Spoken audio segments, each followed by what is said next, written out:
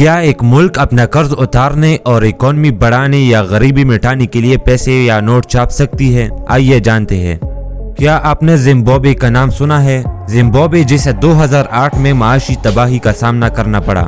President Robert موگابی کی زمینی اصلاحات جیسے بڑے پیمانے میں سفید فارم کسانوں سے سیاہ فارم آبادی میں زمین کی دوبارہ تقسیم، کانگو کے خانہ جنگی میں شمولیت جیسے واقعات کا سلسلہ تھا، جس وجہ سے حکومتی اخراجات میں اضافہ ہوا۔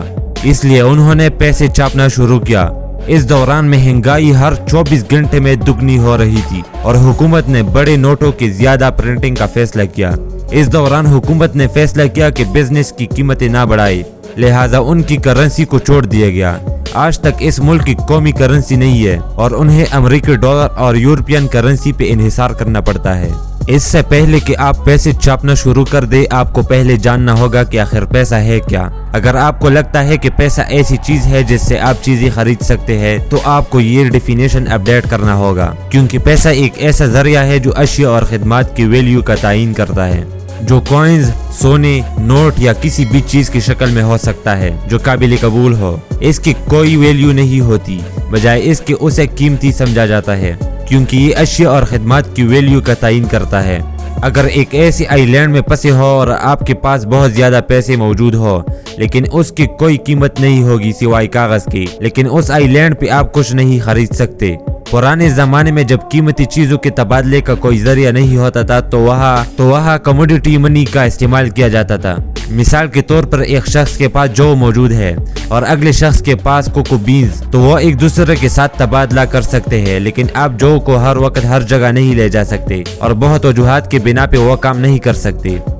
کموڈیٹی منی میں گولڈ، سونا بھی آتا ہے جس کو استعمال میں لایا جا سکتا ہے، اور دولت کو زیادہ آسانی سے ذخیرہ کرنے کا ایک طریقہ ہتھیار، گھوڑے، قیمتی دھاتیں وغیرہ تاریخ میں استعمال ہونے والی مثالیں ہیں۔ ٹیکنیکلی سونا اور چاندی کی بھی کوئی اندرونی قیمت نہیں ہوتی، لیکن یہ قبول کیا جاتا ہے کیونکہ ان کی کمی اور باقی عوامل کی وجہ سے ان کی ویلیو ہوتی ہے، لیکن آپ قیمتی سامان یا سونا ہر وقت جیب میں نہیں رکھ سکتے۔ اس کے بعد آتا ہے ریپریزنٹیٹیو منی، جس میں ایک بینک نوٹ ہوتی ہے جو آپ کے سامان کی قیمت کی نمائندگی کرتا ہے۔ یہ اس طرح کام کرتا ہے جیسے آپ بینک کو سونا دیتے ہیں اور بینک آپ کو حکومت کی طرف سے جاری کردہ کاغذی پیسے دیتے ہیں، اور آپ دوسرے اشیاء خریدنے کے لیے یہ پیسے استعمال کر سکتے ہیں۔ اس کے بعد آتا ہے فیاٹ منی، جو فی الحال استعمال میں ہے۔ اگرچہ فیاٹ منی کو تاریخی کچھ ادوار میں آزمایا گیا ہے، لیکن اس کے تازہ ترین مثال 1971 میں تھی، جب پریزیڈنٹ رچرڈ نکسن نے سونے کی ویلیو کو ختم کر دیا اور فیاٹ منی کو اپنایا اور اعلان کیا کہ امریکن ڈالر جو سونے کی نمائندہ ہوا کرتا تھا، اب سونے کی حمایت نہیں کیا جائے گا۔ تو دوستو، کیا حکومتیں جتنا چاہے نوٹ چھاپ سکتی ہے؟ اس سے پہلے کہ ہم آپ کو بتائیں کہ حکومتیں پیسے کیوں چھاپتی ہے یا انہیں یہ کرنا چاہیے یا نہیں، آئیے پہلے یہ جانتے ہیں کہ پیسے پرنٹ کرنے کا کیا مطلب ہے۔ چلو مان لو کہ حکومت نے معیشت میں مزید پیسے لگانے کا فیصلہ کیا ہے۔ اس پروسیس میں 3 ادارے شامل ہوتے ہیں: حکومت، محکمہ خزانہ اور سینٹرل بینک۔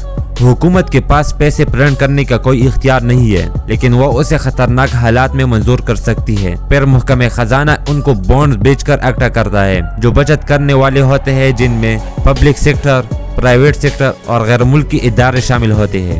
حکومت اس پیسے کو سود کے ساتھ واپس کرنے کی ذمہ دار ہوتے ہیں، جبکہ وہ قرض کے رقم کو استعمال کر سکتی ہے۔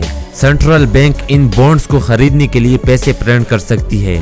مثال کے طور پر ایک معیشت $10 ملین مالیت کا سامان پیدا کرتی ہے۔ آئیے کہتے ہیں کہ 10 لاکھ شیئرز ہر ایک $10 کا ہے۔ معیشت میں گردش کرنے والے پیسے $10 ملین ہیں۔ کوئی معیشت صرف شیئرز پہ مشتمل نہیں ہوتی جس کی قیمت ایک جیسی ہوتی ہے، لیکن ہم صرف ایک مثال کے طور پر استعمال کر رہے ہیں۔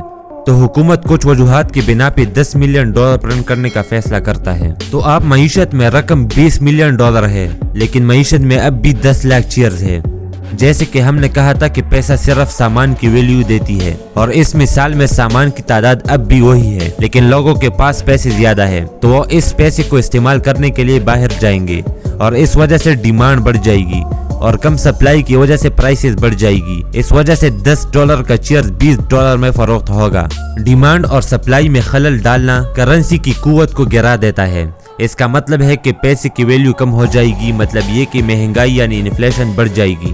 بہت زیادہ انفلیشن کا مطلب ہے کہ آپ کے پیسے کی قیمت یعنی ویلیو کم ہو گئی ہے۔ अगरचे इससे बिजनेस को फरोग मिल सकता है, लेकिन ये बहुत ज्यादा इस्तेमाल या जखीरा अंदोजी में आ सकता है, जिसके नतीजे में इसकी डिमांड में इजाफा होता है, जिसके बाद कीमतें ज्यादा होती है और अशिया और खिदमत की कमी होती है। इसलिए इकोनॉमी तरक्की करती है, लोग और कंपनीज इन्वेस्टमेंट करते हैं और लोगों को जॉब्स मिल जाती है। माहिर माशियात का कहना है कि तकरीबन 2% इन्फ्लेशन को हदफ बनाना अच्छा तरीका है।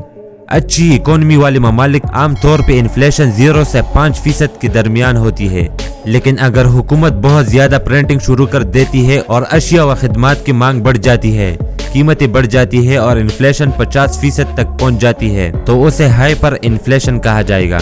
किसी कौम की दौलत में इजाफा नहीं होता। पैसे छापने से आपके पास कागज के टुकड़े दौलत के बराबर नहीं, अगरचे ये कुछ खरीद नहीं सकता। ममालिक सेंट्रल बैंक का इस्तेमाल करते हुए ज्यादा पैसे छापने का सहारा लेते हैं, जिसे क्वांटिटेटिव ईजिंग कहते हैं, लेकिन सिर्फ माशी फरोख के लिए।